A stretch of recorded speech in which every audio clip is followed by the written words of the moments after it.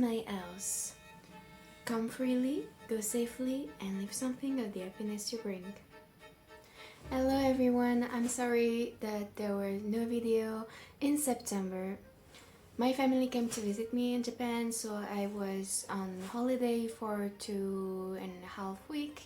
So I couldn't have time to film, and I'm also currently searching for the next job after my current contract. So this also took me quite some time, so I'm sorry I didn't have time to film. So I'm coming back for October. And since we're in October and we're in spooky spirits, I was already last month. For me, Halloween starts end of August already. I went during my holiday on September to some afternoon teas. So today I wanted to review these Halloween seasonal afternoon teas. So afternoon tea is a tradition that comes from England, and it was introduced in 1840 from what I found by the 7 Duchess of Bedford. So traditional afternoon tea is generally a selection of sandwiches, scones with some creams and jams, and also cakes, accompanied with some tea. Hotels and cafes have a tradition of offering afternoon teas, and here in Japan, seasonal items and seasonal goods are really popular, so afternoon teas also follow this rule of having seasonal specials. So obviously, when we're getting closer to Halloween, there's gonna be Halloween themed afternoon teas. In general, Halloween afternoon teas are offered from the beginning of September, so January 1st September, until 31st of October, but it will depend on the establishment.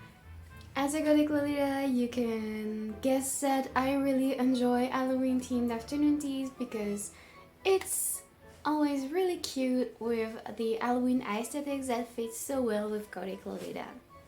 And that's also a great opportunity for me to put together Halloween coordinates, which I love to do and which I did today too.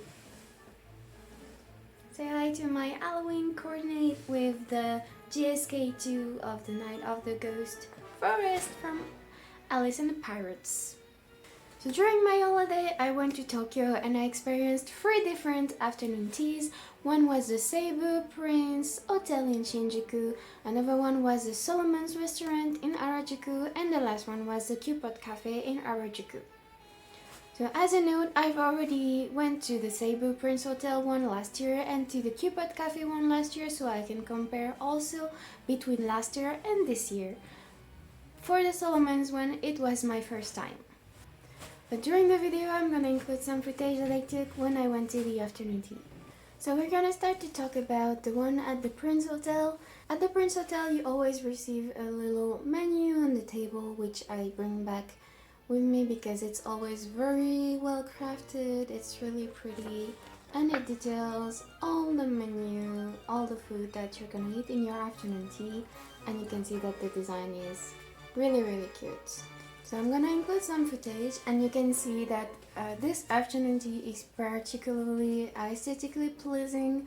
It's really the most spectacular that you see in general, with all the smoke that is added into the scene of this afternoon tea. You can see that each suite individually is really thought through in terms of design and aesthetic. The first plate consisted of the poisoned apple and the magic crystal ball. The poison apple is a blueberry mousse with some matcha sauce, and the crystal magic bottle is blueberry jelly with some charcoal jelly too, and some blueberries, and also inside there was maple chocolate.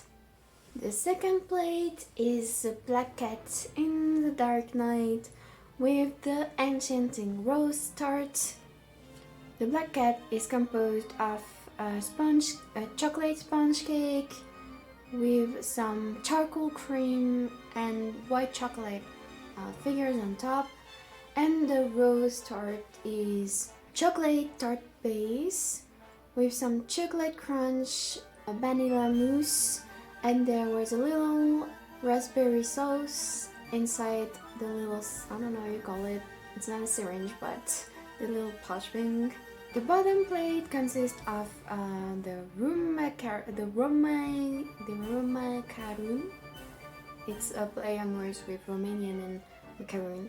And there's the witch's broom Mont Blanc, the two-colored witch's hat muffin. There is the witch's herb bowl. So the macaroon is a cassis macaroon with some charcoal enriched chocolates. Broom is a chocolate tart with some maroon cream on top, so it's a Mont Blanc. The witch's herb bowl is a marble chocolate bowl with inside some little cinnamon and lemon meringues and a branch of rosemary inside. The muffin is a charcoal cream with matcha cream on a regular muffin and just a witch hat in chocolate. Now for the savory stuff, we had the sweet potato mousse. We also had the cursed forest quiche, the mushroom gratin monster, cream cheese and salami rosette, and two types of scones. So with one of the scones was matcha and one of the scones was bamboo charcoal. So overall, if I start with the savory stuff is super good there. However, when you go into the sweet stuff, last year I had the same impression, and for me it's way too sweet.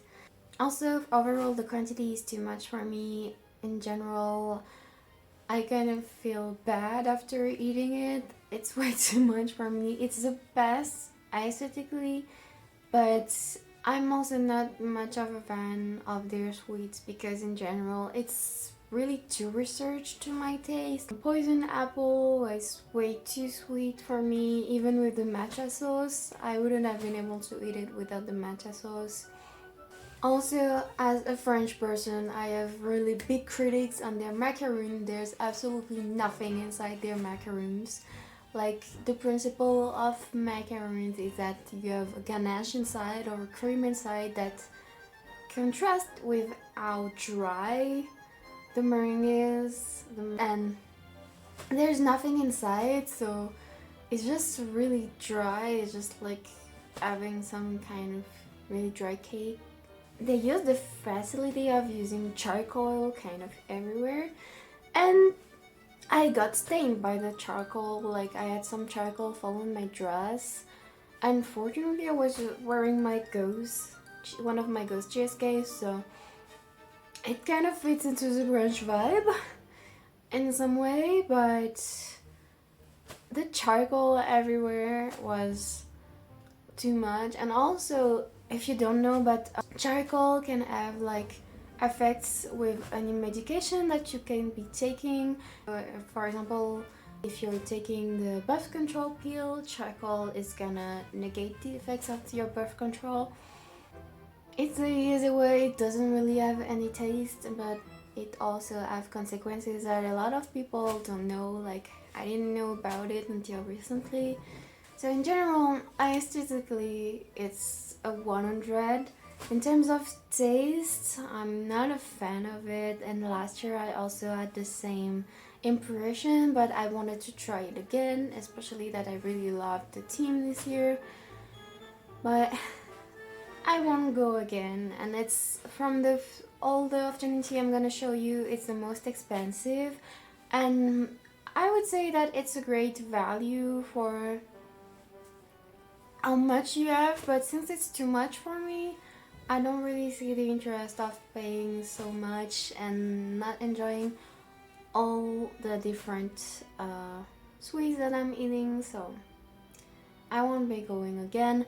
But also, I forgot to talk about the welcome drink that is included with the afternoon tea, and the drink was so good. I really love this drink. This welcome drink was a mix of blue curacao, grenadine syrup, and poca lemon and soda, and it was actually so good. Like, the lemon and the blue curacao really contrasted with the sweetness of the soda and the grenadine syrup, so it was perfect. Like, the drink was so good, and the drink last year was also really good And same last year, the savory stuff and the drink were really good, but the sweets were too much in terms of quantity and also too much in terms of sweetness last year too.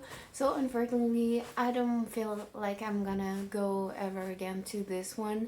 So the second afternoon tea that I went to was the one at the restaurant Solomon's Harajuku. Solomon's Harajuku is a restaurant, an Italian restaurant inside Harajuku, which has a really beautiful decoration with a lot of vintage stuff. They also have a projection of a movie inside the restaurant. Like, the vibe is so cool, and I went with my friend and we were seated in the middle, and we were seated on couches, but like nothing is matching, like it's really antique store vibe. So I'm gonna add some footage. So this one doesn't have a menu, but I'm gonna introduce you to all the plates. So the first top plates is the vampire verrine and the pumpkin filled tiramisu. The second plate was the black cat cookie with the kraken burger and the skull caprese, and the last plate, so the bottom one, was the witch's cauldron sweet potato mousse, the pumpkin salad in a waffle cone, and the pumpkin potage, and on the side we also had the ai bonbon. And the welcome drink was a strawberry lemonade with a little twist that I'm gonna show you in video. I can say that aesthetically this afternoon tea is perfect. It's beautiful. It has a little drama with this welcome drink and the smoke coming out. You look at this little pumpkin filled tiramisu in this little pot, and like this little pumpkin salad in a waffle cone, and I think if I have a picture I'm gonna insert it, but if you look at the skull caprese, it's literally mozzarella in the shape of a skull. In terms of quantity, it was perfect, just right, and the price is also really good because it's proportional to the quantity. Look at all the little items, like the ai bonbon was so good. The one that was in the previous afternoon tea, the Prince Hotel one, was just a chocolate eyeball, but this one was a chocolate eyeball with filling inside that was super good. I don't really know what it was maybe some kind of chocolate cream, and like this little kraken burger, it was so cute and like so well thought and so good, and like overall the balance between sweet and savory is like the best. Like in general, I prefer the savory ones, especially as I grow older. I'm not that much into sweet stuff, even though I can still make a lunch of just like a plate of pancake, of crepes, but I tend to like savory stuff more. This afternoon tea was really perfect, like perfect vibes, perfect decoration inside. They also added like some little Halloween decorations to the tables. I really want to go back to Solomon's again, just for another afternoon tea or even just for a regular lunch, because everything was really good, the staff was really nice, the vibe is so cool, so I really want to go again. And the last afternoon tea that I went to is the Q-pot cafe afternoon tea.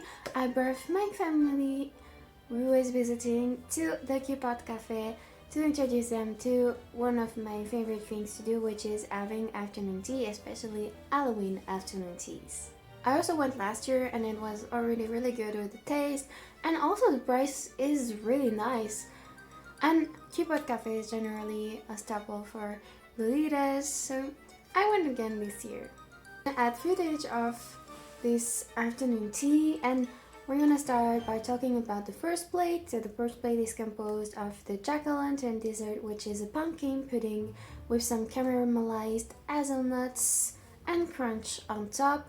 There is also a pain de jam cupcake with a caramel cream on top and a little chip plate which adds. And there is a black cat jelly, which is a lemon and blueberry jelly. And there was a macaroon filled with chocolate ganache and some apricot tart pieces and jam. Now we're going to talk about the savory plate. So the savory plate is composed of a croissant sandwich with bacon, mozzarella and demi-glace sauce, a pumpkin and corn potage soup, and a vegetable terrine. I could not resist getting one of the Halloween drinks, so I got the Bat's Purple Sweet Potato Tea Latte. So now I'm gonna review everything. First, I need to know there's a macaron again this time, and Q-pot's cafe's macarons are really good. Like, they always have really nice and thick ganache inside, which makes a perfect balance with the meringue. And also, as last year, I really love their savory stuff. Like, these little croissant sandwiches are so good. And even in the sweet stuff, I don't like jelly, and I like their jelly. That jelly is really good. The drink was also really good. Like, the fact that it's a tea latte really contrasted with the fact that it's made with purple sweet potato, because the sweet potato is really sweet.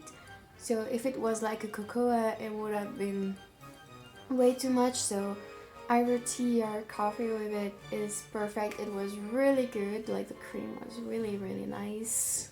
And the little pumpkin pudding was also really good. Like, the jack-o'-lantern one. Like, overall everything was really good. Like, the same as last year. If you know Q-pot Cafe, the decoration is on point. It's really nice. Like, I cannot not recommend Q-pot Cafe. It's a really nice place, and their food is really great. So if you're going to Japan, if you're coming around in Harajuku and you're gonna walk and do a lot of shopping, I would recommend getting a reservation at the Q-pot Cafe to have some afternoon tea there and have your little break over there. And I'm gonna talk about a little bonus, because as I invited my family there, I filled in my whole point card so I could get a free cake. So I wanted to try one of their ghost cake that they make for the Halloween season. I got the chocolate ghost cake, which is made with chocolate mousse, strawberry mousse with some strawberry jam inside and strawberry pulp. It's on top of a fluffy cocoa genoise and some chocolate coated cookies, which adds some crunchy texture to it, and the top is mochi paste. And this is what makes a ghost. And this cake was also so good. I have to recommend getting this special cake too, if you can. It's really good. Their plate one is the vanilla one, but I prefer chocolate, and I had the choice with chocolate because I was doing a takeout. I like vanilla too, but I prefer chocolate. So I'm really happy that I could taste this cake. It was so good. I will obviously go to Q-pot Cafe again. It's my first time to Q-pot Cafe, and I really love their afternoon tea. It's really good value for the quantity and the taste. So here was my review of these 3 afternoon teas. I hope that it can help you if you plan to travel to Japan during Halloween season and that you're planning to get an afternoon tea. I hope that my review may have helped you, and I hope that I will be able to try some of your afternoon teas in the future, because there's a lot around Tokyo and the seasonal ones are really nice.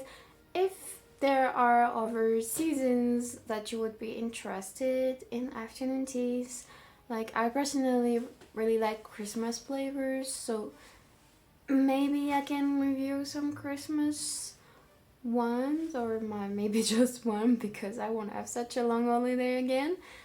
Tell me if you like this review, if you would like to see more reviews of afternoon teas, not only seasonal but also even regular ones, because I'm a Lolita. I really like afternoon teas. Like, you're not obliged to love afternoon teas if you're a Lolita, but I really like it. So if you're interested in afternoon teas, maybe we can talk about it again.